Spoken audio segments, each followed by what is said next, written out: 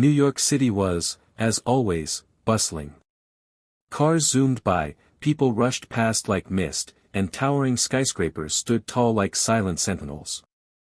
Among these towering structures of glass and steel, one name shone the brightest: Alexander Sterling. A billionaire who built empires and crushed competition. Cold, calculated, and devoid of emotions, Alex had everything money could buy. Except for a heart that felt. On a damp Thursday afternoon, when his limousine pulled up outside a children's art center where he had to give a brief speech, an unexpected event occurred.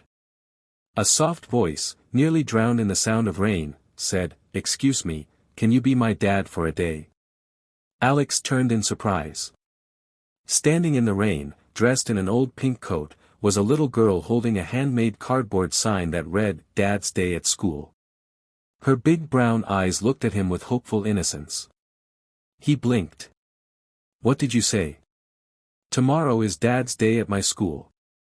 All the kids bring their dads. But I don't have one. My mom says it's okay, but I don't want to sit alone again." He should have walked away. He had meetings, businesses, the stock market. But instead, he knelt and said, "What's your name?" "Emily," she whispered. "All right, Emily, I'll be your dad tomorrow." The next morning, Alexander walked into a regular public school with Emily. He wasn't wearing a suit, just a simple sweater and jeans. Emily insisted they match outfits. "So you don't look scary," she had said. He shook hands with teachers, helped in painting class, and even tried dancing in music class. Laughter echoed in the halls as he clumsily mimicked the kids. For the first time in years, Alexander Sterling laughed from the heart. But not everyone was pleased. Mr. Ronald Baker, a stern teacher, watched with disapproval. He whispered to a fellow staff member, he must have hired a PR team. Using a kid to fix his image. Pathetic. Alexander heard it. He didn't respond. Emily introduced him to her best friend Lily and proudly said, "This is my dad." He felt something shift inside. A feeling long buried since his own father left him as a child. After school, Emily invited him for hot chocolate at her home. She lived in a small apartment on the edge of the Bronx. Alex hesitated, but she insisted. He stepped into a modest yet loving home, and everything changed. A woman walked out from the kitchen. She froze. So did he. "Sophia," he whispered. She stammered. "Alex?" The world paused. They had met in college.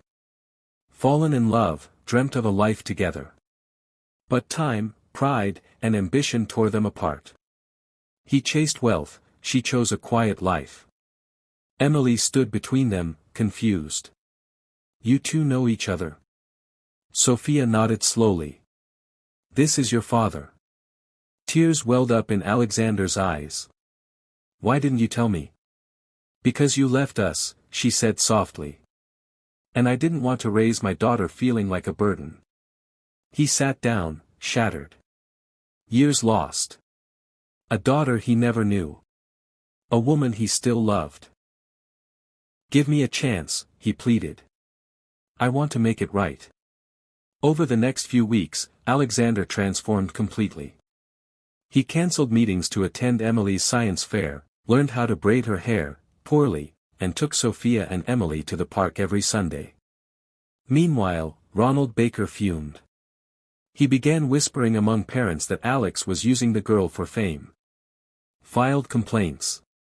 The school board held a hearing. Alexander came, ready to defend. But instead of lawyers, he brought only one thing, a drawing. A sketch Emily made. 3 stick figures holding hands, Mom, Dad, me. The room fell silent. "This," he said with a choked voice, "isn't PR. It's the family I didn't know I needed." The board dismissed Ronald's complaints. Soon, he was fired for misconduct. The contrast was clear. Ronald was bitter, accusatory, always negative. Alexander had become present, tender, and truly human. One rainy evening, just like the day they met, Alexander proposed to Sophia. Not with a diamond ring, but with a note Emily helped him write. "Mom, can we keep him forever?" Sophia laughed and cried at once. "Yes," she said. "We can." Their wedding was held in a small garden, filled with children's laughter, handmade decorations, and warmth of the heart. Sometimes, a simple question from a small voice is enough to unlock a heart frozen by success. A little girl didn't just ask for a dad for a day, she gave a man a family, a second chance, and a reason to feel again. Because in the end, it's not about what you build with bricks and billions, it's about what you build with love.